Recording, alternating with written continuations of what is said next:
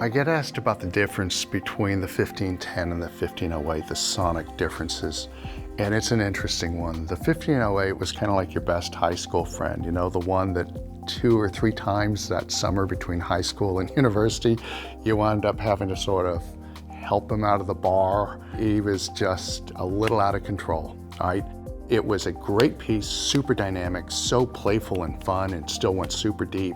But if you really pushed it hard, it had a tendency to perhaps get a little bit out of control. Not in the technical engineering sense of that, it always had plenty of reserves, but it sort of ran away with itself. Where the 1510 is more Pierce Brosnan's reading of James Bond, right? Immaculately coiffed, it looks the business, it never steps out, it never sets a foot wrong.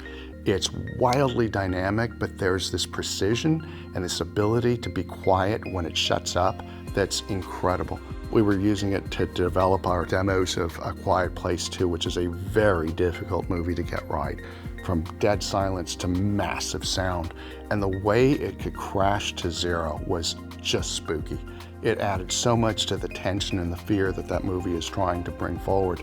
And so my takeaway from that was the control, the combination of the cabinet, our new limitless filters, which do some incredible things. All of these things working together in harmony produce this design that in sum is quite a bit better than its forebear, but manages to retain all the just sort of effortless sense of massive dynamic crests and swells. So that's the 1510 versus the 1508 for people who are trying to really understand the differences between the two.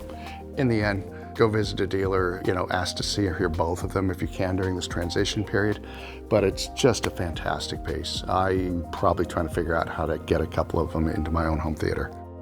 Thanks very much.